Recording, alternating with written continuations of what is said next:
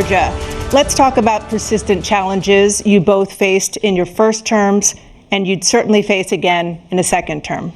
President Biden, while black unemployment dropped to a record low under your presidency, black families still earned far less than white families. Black mothers are still 3 times more likely to die from pregnancy-related causes, and black Americans are imprisoned at 5 times the rate of white Americans. What do you say to black voters who are disappointed that you haven't made more progress? They acknowledge they made a lot of progress, number one. The fact of the matter is there's more small black businesses that have been started than any time in history. Number two, the wages of black unemployment is the lowest level it's been in a long, long time. Number three, we're providing housing for black Americans and dealing with the segregation that exists among these corporations that collude to keep people out of their houses. And in addition to that, we find that the impact on the choice that black families have to make relative to child care is incredibly difficult. When we did the first major piece of legislation in the past, I was able to reduce black child care costs. I cut them in half. We got to make sure we provide for child care costs. We got to make sure, because when you provide those child care protections, you increase economic growth because more people can be in the job market. So there's more to be done, considerably more to be done. But we've done a great deal so far, and I'm not letting up, and they know it. You have 49 seconds left. What do you say to black voters who are disappointed with the progress so far? I say I don't blame them for being disappointed. Inflation is still hurting them badly.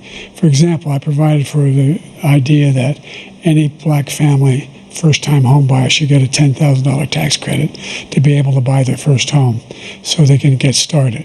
I made sure that we're in a situation where all those black families and those black individuals who had to take out student loans that were ballooning, that if they were engaged in nursing, anything having to do with volunteerism, if they paid their bills for 10 years on their student debt, all the rest is forgiven after 10 years. Millions have benefited from that.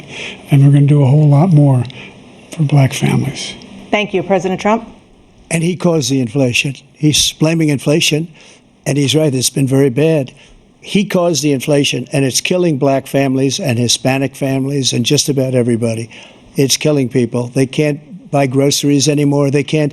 You look at the cost of food where it's doubled and tripled and quadrupled. They can't live. They're not living anymore. He caused this inflation. I gave him a country with essentially no inflation. It was perfect. It was so good. All he had to do is leave it alone. He destroyed it with his Green New scam and all this money that's being thrown out the window. He caused inflation. As sure as you're sitting there, the fact is that his big kill on the black people is the millions of people that he's allowed to come in through the border. They're taking black jobs now, and it could be 18, it could be 19, and even 20 million people. They're taking black jobs, and they're taking Hispanic jobs, and you haven't seen it yet, but you're going to see something that's going to be the worst in our history. Thank you. President Biden? There was no inflation when I became president. You know why? The economy was flat on its back. 15% unemployment. He decimated the economy, absolutely decimated the economy. That's why there was no inflation at the time. There were no jobs. We provided thousands of millions of jobs for individuals who are in all communities, including minority communities. We made sure that they have health insurance. We have covered, the ACA has increased. I made sure that they're $8,000 per person in a family to get written off for health care.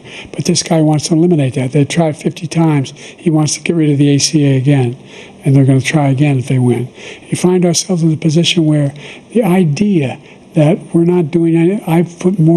We put more police on the street than any administration has. He wants to cut the cops. We're providing for equity and making sure people have a shot to make it.